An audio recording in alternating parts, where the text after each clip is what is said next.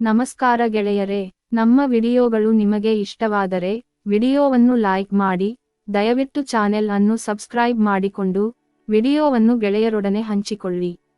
ಇವತ್ತಿನ ಕಥೆಯನ್ನು ನೋಡೋಣ. ನನ್ನ ಹೆಸರು ಲೀಲಾವತಿ. ಒಂದು ತುಂಬಿದ ಕುಟುಂಬದಲ್ಲಿ ಹುಟ್ಟಿ ಬೆಳೆದೆ. ನಮ್ಮ ಮನೆಯಲ್ಲಿ ನಾನು, ನನ್ನ ತಂಗಿ, ಅಪ್ಪ ಅಮ್ಮನ ಇದ್ದೇವೆ. ಅದೇ ಮನೆಯಲ್ಲಿ ನಮ್ಮ ದೊಡ್ಡಪ್ಪ ಅಂದರೆ ಅಪ್ಪನ ಅಣ್ಣನ ಸಂಸಾರ ಕೂಡ ಅತ್ತು. ಅವರಿಗೂ ಇಬ್ಬರು ಮಕ್ಕಳು. ನನ್ನ ದೊಡ್ಡಪ್ಪ ಚೆನ್ನಾಗಿ ದುಡಿಯುತ್ತಿದ್ದರು. ಆದ್ದರಿಂದ ಅವರ ಮಕ್ಕಳಿಗೆ ಒಳ್ಳೆಯ ಶಿಕ್ಷಣ ಕೊಟ್ಟರು. ಮೊದಲು ನಾವೆಲ್ಲರೂ ಜೊತೆಯಾಗಿ ಸ್ಕೂಲಿಗೆ ಹೋಗುತ್ತಿದ್ದೆವು. ಆದರೆ ನಮ್ಮಪ್ಪನ ದುಡಿಮೆ ಅಷ್ಟು ಚೆನ್ನಾಗಿರಲಿಲ್ಲ. ಹಾಗಾಗಿ ನಮಗೆ ಓದನ್ನು ಮುಂದುವರಿಸಲು ಆಗಲಿಲ್ಲ. ನಮ್ಮ ದೊಡ್ಡಪ್ಪನ ಮಕ್ಕಳು ಇಬ್ಬರು ಕಾಲೇಜಿಗೆ ಹೋಗಿ ಬರುತ್ತಿದ್ದರು. ಅವರು ಕಾಲೇಜಿನಲ್ಲಿ ತಮ್ಮ ಫ್ರೆಂಡ್ಸ್ ಜೊತೆ ಓದ್ತಾ, ಸುತ್ತಾಡ್ತಾ ಮಜಾ ಮಾಡುತ್ತಿದ್ದುದನ್ನು ನಾವು ಆಗಾಗ ನೋಡುತ್ತಿದ್ದೆವು.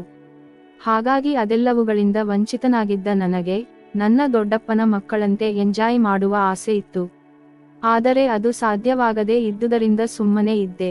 ಇನ್ನು ಮದುವೆ ವಿಚಾರ ಬಂದರೆ ನನ್ನ ದೊಡ್ಡಪ್ಪನ ಮಕ್ಕಳಿಗೆ ಒಳ್ಳೆಯ ಕಡೆಗಳಲ್ಲಿ ಸಂಬಂಧ ದೊರಕಿ ನಡೆಯಿತು. ನನ್ನ ಅಪ್ಪನ ದುಡಿಮೆಗೆ ಅನುಸಾರವಾಗಿ ನನ್ನನ್ನು ಒಬ್ಬರಿಗೆ ಕೊಟ್ಟು ಮದುವೆ ಮಾಡಿದರು. ನನ್ನ ಗಂಡ ಕಾರ್ ಡ್ರೈವಿಂಗ್ ಮಾಡುತ್ತಿದ್ದರು. ಅವರ ದುಡಿಮೆ ಅವರಿಗೆ ಸಿಗುವ ಬಾಡಿಗೆಯ ಮೇಲೆ ಅವಲಂಬಿಸಿತ್ತು. ಅವರಿಗೆ ಬರುವ ಮಿತವಾದ ಆದಾಯದಲ್ಲಿ ಜೀವನವನ್ನು ಹೇಗೋ ನಡೆಸಿಕೊಂಡು ಹೋಗುತ್ತಿದ್ದೆವು. ಹಾಗೆ ನೋಡಿದರೆ ಅವರ ದುಡಿಮೆ ಜೀವನಕ್ಕೆ ಸಾಲುವಷ್ಟಿತ್ತು. ಆದರೆ ಅವರಿಗೆ ಕುಡಿಯುವ ಹವ್ಯಾಸ ಕೂಡ ಇತ್ತು. ಇದರಿಂದ ಅವರ ದುಡಿತದ ಹೆಚ್ಚಿನ ಹಣ ವೇಸ್ಟ್ ಆಗುತ್ತಿತ್ತು. ಉಳಿದ ಸ್ವಲ್ಪ ಹಣವನ್ನು ನನಗೆ ಕೊಟ್ಟು ಸಂಸಾರ ನಿಭಾಯಿಸಲು ಹೇಳುತ್ತಿದ್ದರು. ಸಂಜೆ ಆಯ್ತು ಅಂದರೆ ಅವರು ಅವರ ಗೆಳೆಯರ ಜೊತೆ ಹೋಗಿ ಕುಡಿಯಲು ಕುಳಿತುಕೊಳ್ಳುತ್ತಿದ್ದರು. ನನ್ನ ಬೇಕು ಬೇಡಗಳ ಬಗ್ಗೆ ಯಾವತ್ತೂ ಕೇಳುತ್ತಾನೆ ಇರಲಿಲ್ಲ. ಹಾಗಾಗಿ ನನಗೆ ಇರುವ ಎಲ್ಲ ಆಸೆಗಳನ್ನು ನಾನು ಮನಸ್ಸಲ್ಲೇ ಇಟ್ಟುಕೊಳ್ಳಬೇಕಾಗುತ್ತಿತ್ತು. ಕೇವಲ ಹಣದ ವಿಷಯದಲ್ಲಿ ಮಾತ್ರ ಅಲ್ಲ, ಅವರು ನನಗೆ ಹಾಸಿಗೆಯಲ್ಲಿ ಕೊಡುವ ಸುಖದಲ್ಲೂ ಕೂಡ ಕೊರತೆ ಇತ್ತು. ರಾತ್ರಿ ಕುಳಿತುಕೊಂಡು ಬರುತ್ತಿದ್ದುದರಿಂದ ಹೆಚ್ಚಿನ ಸಮಯ ಮತ್ತಿನಲ್ಲೇ ಇರುತ್ತಿದ್ದರು. ಆಗಲೋ ಈಗಲೋ ಒಮ್ಮೆ ಅವರಿಗೆ ಇಷ್ಟ ಬಂದಾಗ ನನ್ನನ್ನು ಸೇರುತ್ತಿದ್ದರು. ಅದು ಕೆಲವೇ ನಿಮಿಷಗಳು ಮಾತ್ರ. ಮೊದಲಿನಿಂದಲೂ ಈ ವಿಷಯದಲ್ಲಿ ತುಂಬಾ ಆಸೆ ಹೊಂದಿದ್ದ ನನಗೆ ಇದರಿಂದ ತುಂಬಾ ಕಷ್ಟವಾಗುತ್ತಿತ್ತು. ನನ್ನ ಗಂಡನ ತಮ್ಮ ವಸಂತ ಆಗಾಗ ನಮ್ಮ ಮನೆಗೆ ಬರುತ್ತಿದ್ದ. ನಮ್ಮ ಮನೆಯಿಂದ ಸ್ವಲ್ಪ ದೂರದಲ್ಲಿ ಅವನ ಮನೆ ಇತ್ತು. ಅವನಲ್ಲೂ ಕೂಡ ಹೇಳಿಕೊಳ್ಳುವಷ್ಟು ಚೆನ್ನಾಗಿರುವ ಕೆಲಸವಿರಲಿಲ್ಲ. ಆದರೆ ತನ್ನ ಹೆಂಡತಿಯನ್ನು ಚೆನ್ನಾಗಿ ನೋಡಿಕೊಳ್ಳುತ್ತಿದ್ದ. ಹೊರಗಡೆ ಸುತ್ತಾಡಲು ಕರೆದುಕೊಂಡು ಹೋಗುತ್ತಿದ್ದ. ಒಂದು ದಿನ ಅವನ ಹೆಂಡತಿಗೂ ಕೂಡ ಮೈ ಹುಷಾರಿಲ್ಲದೆ ತನ್ನ ತಂದೆಯ ಮನೆಗೆ ಹೋದಳು. ಅವಳ ತವರುಮನೆಯಲ್ಲಿ ಉಳಿದುಕೊಂಡು ಯಾವುದೋ ಟ್ರೀಟ್ಮೆಂಟ್ ಮಾಡಿಸಿಕೊಳ್ಳುತ್ತಿದ್ದಳು. ಮನೆಯಲ್ಲಿ ಹೆಂಡತಿ ಇಲ್ಲದಿದ್ದುದರಿಂದ ಆಗಾಗ ವಸಂತ್ ನಮ್ಮ ಮನೆಗೆ ಊಟಕ್ಕಾಗಿ ಬರುತ್ತಿದ್ದ. ಒಂದು ದಿನ ನನ್ನ ಮಕ್ಕಳು ಶಾಲೆಗೆ ಹೋಗಿದ್ದರು. ನಮ್ಮ ಮನೆಯವರು ಕೂಡ ಕೆಲಸಕ್ಕೆ ಹೋಗಿದ್ದರು. ಅದೇ ಸಮಯದಲ್ಲಿ ವಸಂತ ನಮ್ಮ ಮನೆಗೆ ಊಟಕ್ಕೆ ಬಂದ. ಹೀಗೆ ಊಟಕ್ಕೆ ಬಂದಾಗ ನಾನು ಊಟಕ್ಕೆ ಬಡಿಸುತ್ತಿದ್ದೆ. ಅವನ ಎದುರುಗಡೆ ಊಟವನ್ನು ಬಡಿಸುವಾಗ ಅಕಸ್ಮಾತ್ತಾಗಿ ನನ್ನ ಸೆರಗು ಜಾರಿ ಕೆಳಗೆ ಬಿತ್ತು. ಆಗ ನನ್ನ ಎದೆಯ ದರ್ಶನವಾಯಿತು. ಅದು ವಸಂತನ ಕಣ್ಣಿಗೆ ಬಿತ್ತು. ಅವನು ಅದನ್ನು ನೋಡತೊಡಗಿದ. ನಾನು ಕೂಡಲೇ ಅದನ್ನು ಸರಿ ಮಾಡಿಕೊಂಡೆ. ಹಾಗೆ ಅಡುಗೆ ಮನೆ ಒಳಗಡೆ ಹೋದೆ. ಆ ದಿನದಿಂದ ನಾನು ಅವನಿಗೆ ಅಡುಗೆ ಬಡಿಸಲು ಬಂದಾಗಲೆಲ್ಲ ಅವನು ನನ್ನ ಎದೆಯನ್ನು ನೋಡುತ್ತಿದ್ದ. ಅವನು ನನ್ನ ಮೈಯನ್ನು ಗುರಾಯಿಸಿಕೊಂಡು ನೋಡುತ್ತಿದ್ದುದು ನನ್ನ ಗಮನಕ್ಕೆ ಬರುತ್ತಿತ್ತು. ಹೆಂಡತಿ ಇಲ್ಲದೆ ಇದ್ದುದರಿಂದ ಅವನು ಹೀಗಾಗಿರಬಹುದು ಅಂದುಕೊಂಡೆ. ಅದು ಅಲ್ಲದೆ ಅವನು ನನ್ನನ್ನು ಕದ್ದು ನೋಡುತ್ತಿರುವುದು ನನಗೂ ಎಲ್ಲೋ ಒಂದು ರೀತಿಯಲ್ಲಿ ಖುಷಿಯನ್ನು ಕೊಡುತ್ತಿತ್ತು. ಇನ್ನೊಂದು ದಿನ ಅವನು ಮಧ್ಯಾಹ್ನ ಊಟಕ್ಕೆ ಬಂದ. ಆಗ ಊಟಕ್ಕೆ ಅಡುಗೆ ಇನ್ನೂ ರೆಡಿಯಾಗಿರಲಿಲ್ಲ. ಅರ್ಧ ಗಂಟೆ ವೇಟ್ ಮಾಡು, ನಾನು ಬೇಗ ಅಡುಗೆ ಮಾಡಿ ಬರುತ್ತೇನೆ ಅಂತ ಹೇಳಿದೆ. ಆಯ್ತು ಅಂತ ಹೇಳಿದ. ನಾನು ಅಡುಗೆ ಮನೆಯಲ್ಲಿ ಅಡುಗೆ ಮಾಡುತ್ತಿರುವಾಗ ನನ್ನ ಪಕ್ಕ ಬಂದು ನಿಂತುಕೊಂಡ. ನನ್ನ ಸೀರೆಯ ಸಂದಿಯಲ್ಲಿ ಏನು ಕಾಣಿಸುತ್ತದೋ ಅದನ್ನೆಲ್ಲ ನೋಡುತ್ತಾ ಎಂಜಾಯ್ ಮಾಡುತ್ತಿದ್ದ. ಅವನು ನೋಡುತ್ತಿರುವುದು ನನ್ನ ಗಮನಕ್ಕೆ ಬಂದರೂ ನಾನು ಸುಮ್ಮನಾಗಿದ್ದೆ. ಅವನ ಹಾಗೆ ಇನ್ನಷ್ಟು ಮುಂದುವರೆಯಲಿ ಅಂತ ಸುಮ್ಮನಿದ್ದೆ. ಈ ಕಡೆ ಗಂಡನಿಂದ ಕೂಡ ಸರಿಯಾದ ಸುಖ ಇಲ್ಲದಿದ್ದುದರಿಂದ ನಾನು ಕೂಡ ಒಂದು ರೀತಿಯಲ್ಲಿ ಅವನ ಬಲೆಗೆ ಬಿದ್ದಿದ್ದೆ. ಆದರೆ ಅವನು ಬರೀ ನೋಡುವುದನ್ನು ಬಿಟ್ಟು ಬೇರೆ ಏನು ಮಾಡುತ್ತಿರಲಿಲ್ಲ. ಇದರಿಂದ ಹೇಗಾದರೂ ನನ್ನ ಕಾರ್ಯ ಸಾಧಿಸಿಕೊಳ್ಳಬೇಕು ಅಂತ ಅಂದುಕೊಂಡೆ. ಯಾಕೋ ಬೆಡ್ರೂಮಲ್ಲಿ ಫ್ಯಾನ್ ಸರಿಯಾಗಿ ವರ್ಕ್ ಆಗ್ತಾ ಇಲ್ಲ. ಒಮ್ಮೆ ನೋಡ್ತೀಯಾ ವಸಂತ್, ನಿನಗೆ ಆಗಲಿಲ್ಲ ಅಂದರೆ ಆಮೇಲೆ ನಾನು ಎಲೆಕ್ಟ್ರಿಷಿಯನ್ ಕರೆಸುತ್ತೇನೆ ಅಂತ ಹೇಳಿದೆ. ಅವನು ಆಯ್ತು ನೋಡುತ್ತೇನೆ ಅಂತ ಹೋದ. ನಾನು ಒಂದು ಸ್ಟೂಲ್ ತೆಗೆದುಕೊಂಡು ಬಂದು ಕೊಟ್ಟೆ. ಅವನು ಸ್ಟೂಲ್ ಮೇಲೆ ನಿಂತು ಫ್ಯಾನ್ ಚೆಕ್ ಮಾಡ್ತಾ ಇದ್ದ. ನಾನು ಸ್ಟೂಲನ್ನು ಹಿಡಿದುಕೊಂಡು ನಿಂತಿದ್ದೆ. ಅವನು ಒಮ್ಮೆ ಕೆಳಗಡೆ ನನ್ನ ಕಡೆ ನೋಡಿದಾಗ ನನ್ನ ಹಣ್ಣುಗಳ ದರ್ಶನ ಅವನಿಗೆ ಆಯಿತು. ನಾನು ನನಗೆ ಏನೂ ಗೊತ್ತಿಲ್ಲದವರಂತೆ ಸುಮ್ಮನೆ ನಿಂತಿದ್ದೆ. ಅವನು ಇನ್ನಷ್ಟು ನೋಡಲಿ ಅಂತ ಸೀರೆಯನ್ನು ಸ್ವಲ್ಪ ಸರಿಸಿ ಇನ್ನೂ ಚೆನ್ನಾಗಿ ಕಾಣಿಸುವಂತೆ ಮಾಡಿದೆ. ಈಗ ಅವನು ಫ್ಯಾನ್ ಅನ್ನು ನೋಡುವುದನ್ನು ಬಿಟ್ಟು ನೇರವಾಗಿ ನನ್ನ ಎದೆಯನ್ನೇ ನೋಡುತ್ತಿದ್ದ. ಹಾಗೆ ಸ್ಕೂಲ್ ಇಂದ ಕೆಳಗಡೆ ಜಿಗಿಯುವಾಗ ಅವನು ಬೇಕಂತಲೇ ನನ್ನ ಮೇಲೆ ಬಿದ್ದ. ನಾವು ಇಬ್ಬರು ನೆಲದಲ್ಲಿ ಬಿದ್ದುಕೊಂಡಿದ್ದೆವು. ಆಗ ಅವನ ಕೈ ನೇರವಾಗಿ ಬಂದು ನನ್ನ ಹಣ್ಣುಗಳನ್ನು ಮುಟ್ಟಿತ್ತು. ನಾನು ಅದಕ್ಕೆ ಏನು ಹೇಳದೆ ಇದ್ದುದನ್ನು ನೋಡಿ ಅವನು ತನ್ನ 2 ಕೈಯಿಂದ ಅವುಗಳನ್ನು ಹಿಸುಕಲು ಆರಂಭಿಸಿದ.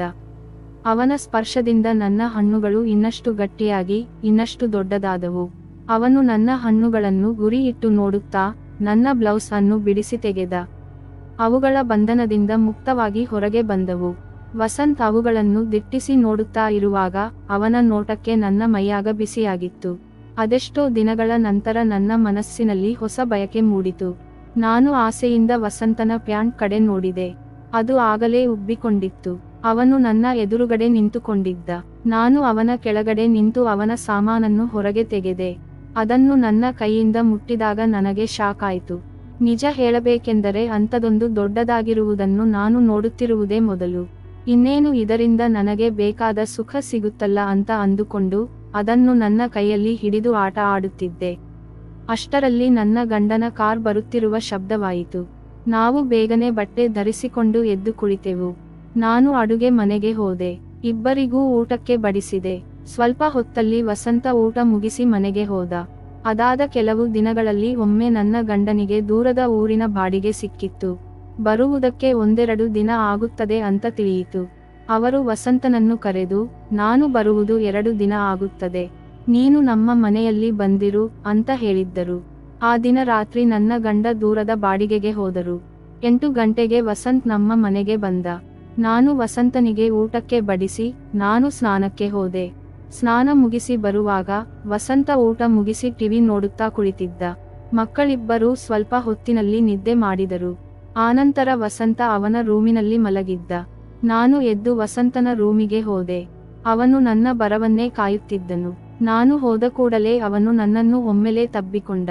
ಇರೋ, ಅರ್ಜೆಂಟ್ ಮಾಡಬೇಡ, ಇವತ್ತು ರಾತ್ರಿಯಿಡೀ ನಮ್ಮದೇ ಅನ್ನುತ್ತಾ ಅವನ ಜೊತೆ ಸುಖವನ್ನು ಪಟ್ಟೆ. ನನ್ನ ಮೊದಲನೇ ರಾತ್ರಿಗಿಂತ ಜಾಸ್ತಿ ಸುಖ ಸಿಕ್ಕಿತ್ತು. ಅದಾದ ನಂತರ ನಾವು ಗುಟ್ಟಾಗಿ ಅನೇಕ ಬಾರಿ ಎಂಜಾಯ್ ಮಾಡಿದೆವು. ನನ್ನ ಗಂಡ ಹಾಗೂ ಮಕ್ಕಳಿಗೆ ಸ್ವಲ್ಪವೂ ಕೂಡ ಅನುಮಾನ ಬಾರದ ಹಾಗೆ ಎಲ್ಲ ವಿಧಗಳಲ್ಲಿ ಸುಖವನ್ನು ಅನುಭವಿಸಿದೆವು. ಒಮ್ಮೆ ನನ್ನ ಗಂಡ ಇದ್ದಕ್ಕಿದ್ದಂತೆ ಕುಡಿತವನ್ನು ನಿಲ್ಲಿಸಿದರು. ನನಗೆ ಅವರನ್ನು ನಂಬೋದಕ್ಕೆ ಆಗಲಿಲ್ಲ.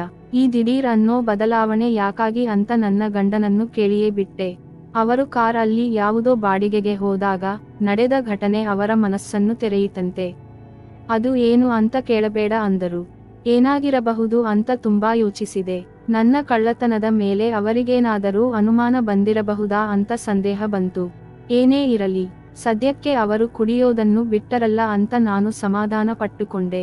ಅವರನ್ನು ಒತ್ತಾಯ ಮಾಡೋಕೆ ಹೋಗಲಿಲ್ಲ. ಈ ನಡುವೆ ವಸಂತನ ಹೆಂಡತಿ ಟ್ರೀಟ್ಮೆಂಟ್ ಮುಗಿಸಿ ಅವನ ಮನೆಗೆ ವಾಪಸ್ ಬಂದಳು. ಹೀಗೆ ದಿನದಿಂದ ದಿನಕ್ಕೆ ನನ್ನ ಸಂಸಾರ ಚೆನ್ನಾಗಿ ನಡೆಯೋಕೆ ಸ್ಟಾರ್ಟ್ ಆಯಿತು. ಅವರು ಕುಡಿತ ಬಿಟ್ಟಿದ್ದುದರಿಂದ ದುಂದುವೆಚ್ಚಗಳೆಲ್ಲ ಕಡಿಮೆಯಾಗಿ ಹಣದ ಉಳಿತಾಯವಾಗುತ್ತಿತ್ತು. ನನ್ನ ಗಂಡ ಕೂಡ ಉಳಿದ ಹಣದಿಂದ ಆಗಾಗ ಮಕ್ಕಳಿಗೆ ಏನಾದ್ರೂ ತಿನ್ನೋಕೆ ತರೋದು, ಹೊರಗಡೆ ಸುತ್ತಾಡೋಕೆ ಕರೆದುಕೊಂಡು ಹೋಗೋದು ಮಾಡೋಕೆ ಸ್ಟಾರ್ಟ್ ಮಾಡಿದ್ರು. ಇದರಿಂದ ಮಕ್ಕಳು ಕೂಡ ಅಪ್ಪನನ್ನು ಜಾಸ್ತಿ ಇಷ್ಟಪಡುತ್ತಿದ್ದರು. ಇದರಿಂದ ಅಪ್ಪ ಮಕ್ಕಳ ಬಾಂಧವ್ಯ ಇನ್ನಷ್ಟು ಬೆಳೆಯಿತು. ಆನಂತರ ವಸಂತ ಅವನ ಲೈಫಲ್ಲಿ ಬ್ಯುಸಿಯಾದ. ನಮ್ಮ ಕಳ್ಳ ಸಂಬಂಧಕ್ಕೆ ತೆರೆ ಬಿತ್ತು. ಅದನ್ನು ನಾನು ಹುಡುಕಿ ಹೋದವಳಲ್ಲ. ಆದರೆ ಗಂಡನಿಂದ ಸರಿಯಾದ ಪ್ರೀತಿ ದೊರಕದಿದ್ದಾಗ ಪರಿಸ್ಥಿತಿ ಹಾಗೆ ಮಾಡಿಸಿತ್ತು. ಈಗ ನನ್ನ ಗಂಡ ನನ್ನ ಕೈಯಲ್ಲಿರುವಾಗ ಇನ್ನೇನು ಬೇಕು?